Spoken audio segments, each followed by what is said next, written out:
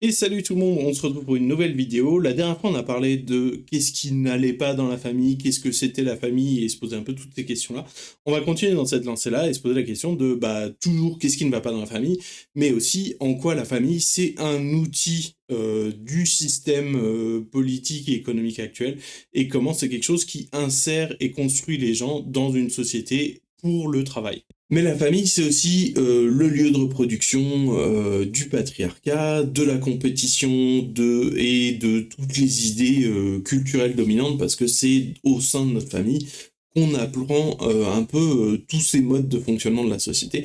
Et c'est-à-dire que c'est l'unité sociale qui permet la reproduction de la société à plus large échelle. Pour Mario Mieli, elle est la cellule du tissu social, et étant cette unité de base du tissu social, c'est un peu difficile pour nous d'imaginer les choses différemment. Ce que nous dit Sophie Lewis, c'est il est possible qu'il soit plus simple d'imaginer la fin du capitalisme que celle de la famille. Mais les expériences utopiques quotidiennes tissent bel et bien des fils d'un tissu social tout à fait différent, des microcultures qui pourraient se développer à plus grande échelle si le mouvement pour une société sans classe prenait au sérieux la prémisse selon laquelle il est possible de fonder librement des foyers et de les gérer démocratiquement.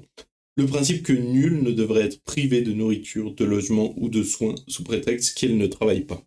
Et donc, il y a cette idée que la famille, c'est une unité de base, et notamment ce que va défendre Sophie Lewis, c'est aussi que c'est l'unité de base du socle de l'État bourgeois et du néolibéralisme. C'est-à-dire que la société n'est plus responsable ni des pauvres, ni des vieux, ni de rien, comme on l'a déjà dit, mais c'est les familles qui le sont. L'idée, c'est que l'avènement de ce modèle, qui est le modèle de la famille, ça permet de remplacer l'aide sociale.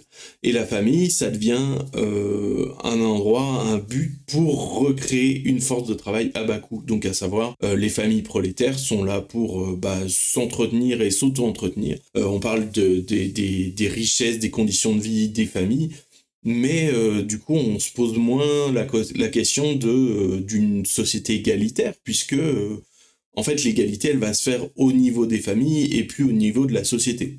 Ce qui permet de naturaliser, normaliser avec des arguments pseudo-méritocratiques, etc. Et on entend souvent que, attention, la famille est en danger, que de dangereuses personnes veulent la remettre en cause, qu'on veut abattre les traditions, etc. Et c'est quelque chose que Melinda Coopers, dans Family Values Between Neoliberalism and the New Social Conservatism, donc l'histoire de la famille, c'est celle d'une crise perpétuelle, elle dit. Parce que globalement, il y a cette idée que la famille serait toujours en danger, il faudrait toujours la sauver de quelque chose, parce qu'en réalité, c'est un système oppressif, c'est un système qui perpétue des inégalités, et qui tend à, si on a une vision un peu dialectique, historique, comme la défendrait un peu Marx d'une certaine manière, on peut se dire que la famille serait vouée à être remise en cause naturellement, entre guillemets, quoi. Et en fait, c'est pour ça que la famille serait dans une crise perpétuelle, parce qu'il faudrait à tout instant se rebattre pour la remettre au centre du sujet, la représerver, etc. Et ça résonne bien avec cette idée aussi qu'on défendait. Il y a cette idée qu'on défendait de dire que la famille, c'est cette unité de base capitaliste, néolibérale, etc. Et notamment, on le voit dans la formule de Thatcher qui dit la société n'existe pas, il n'y a que des individus, des hommes, des femmes et des foyers ou des familles, selon la traduction.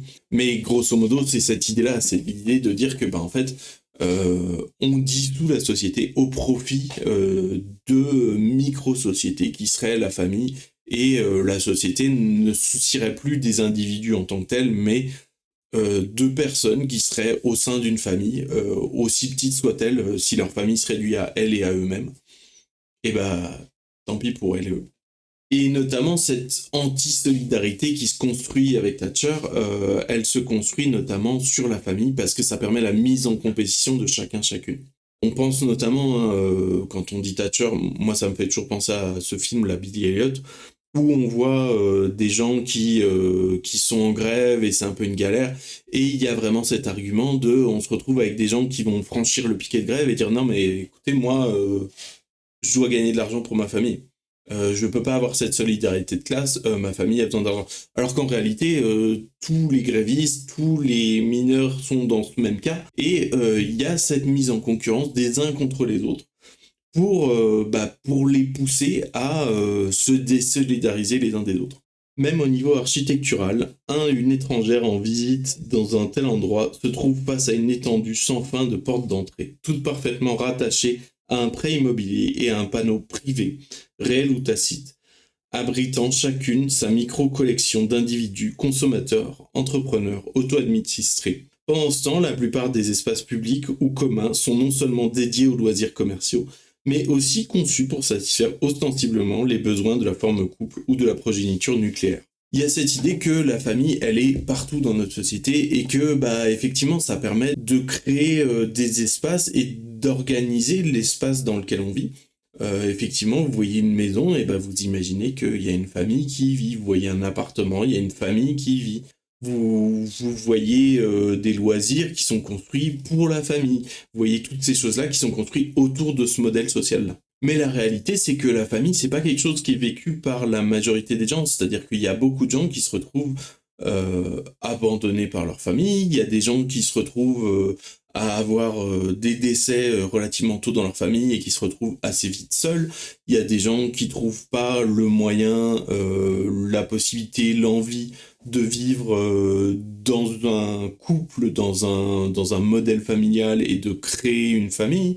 Il y a des gens, pour tout un tas de raisons, qui vont pas avoir ce vécu de la famille. Nous sommes des millions à cohabiter dans des modes de vie plus ou moins communautaires, que ce soit de façon ponctuelle, singulière, créative, entassée, forcée ou partielle. Des millions d'autres personnes vivent entièrement seules.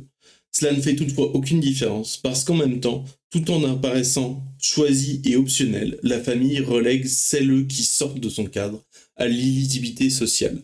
Nous sommes toutes et tous séduits, séduites, ou du moins disciplinés. Nous ne pouvons pas y échapper, même quand nous la rejetons à notre échelle, et même lorsque nous la rejetons, nous craignons que sa si fameuse désintégration ne soit le présage de quelque chose de bien pire.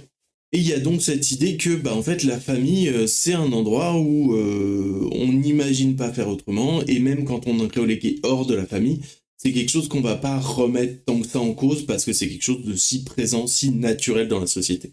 Et puis pour finir, la famille, on avait défini les promesses qu'elle donnait, et c'est aussi quelque chose qu'elle ne tient absolument pas. L'acceptation, la solidarité, la promesse ouverte d'aide, d'accueil et de bons soins, c'est quelque chose qui est vrai pour certaines personnes, mais la réalité des choses, c'est que c'est pas vrai pour tout le monde et pas dans tous les cas. Ça résonne particulièrement pour les personnes LGBT, notamment parce que dans l'idée du coming out, il y a aussi l'idée alors qui est de plus en plus acceptée dans nos sociétés occidentales, mais il y a aussi l'idée de prendre le risque d'être rejeté par sa famille, prendre le risque de devoir vivre différemment, de devoir sortir de ce cadre de sa famille. Et puis donc ça, c'est ne serait-ce que parler d'acceptation, de solidarité, etc. Mais il y a encore beaucoup d'aspects sur lesquels on peut la critiquer. Parce qu'en réalité, la famille, quand on s'intéresse un peu sérieusement aux chiffres, si on a une approche un peu plus chiffrée des choses, on se rend compte que c'est aussi le premier lieu de violence, de viol, de meurtre, de vol, d'exploitation.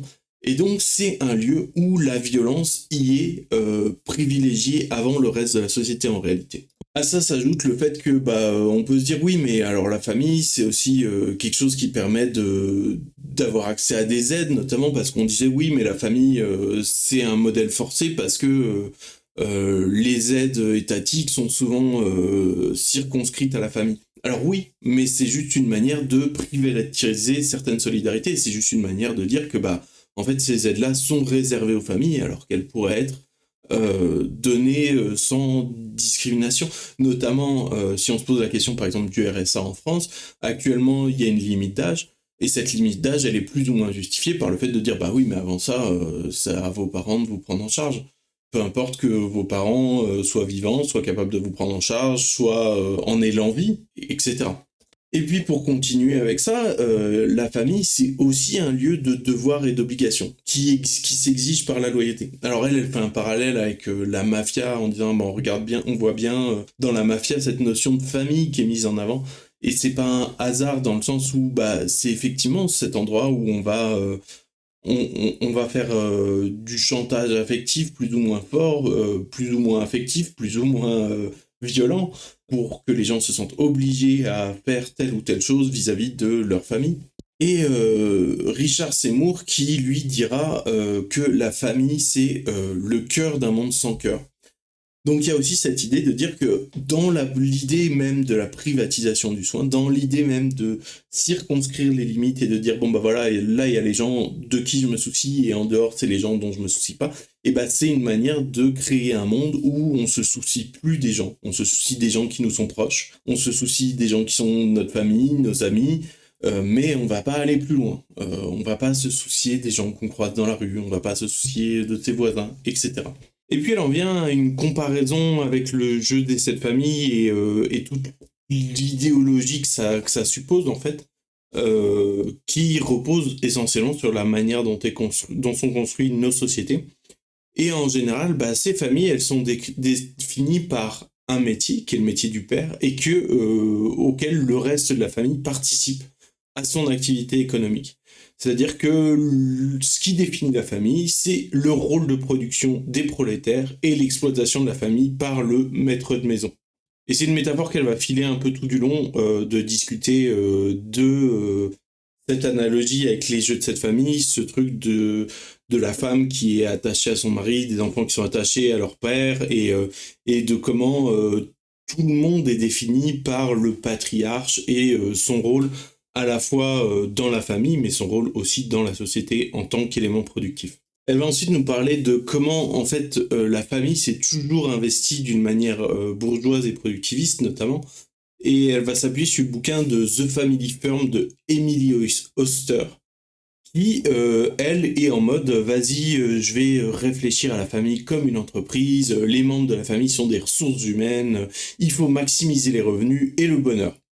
Alors, très bien, maximisons le bonheur, ça permet de rendre le truc plus, un peu moins dystopique, capitaliste corps que juste on maximise les revenus, mais admettons. Mais grosso modo, cette maximisation du bonheur, elle se passe toujours via un truc qui est du productivisme. Elle cite le bouquin The Family Firm de Emily Oster, qui, dans son bouquin, dit « Si j'accorde de la valeur à ce temps, combien tel, c'est en partie parce que je veux être avec les enfants. Mais aussi en partie, soyons honnêtes, parce que je pense que personne d'autre n'est assez coriace pour superviser ces exercices de violon. » Et donc, il y a cette idée de dire que la meuf est en train de vendre son monde idéal de comment optimiser votre famille pour mieux vous adapter au monde néolibéral capitaliste dans lequel vous vivez.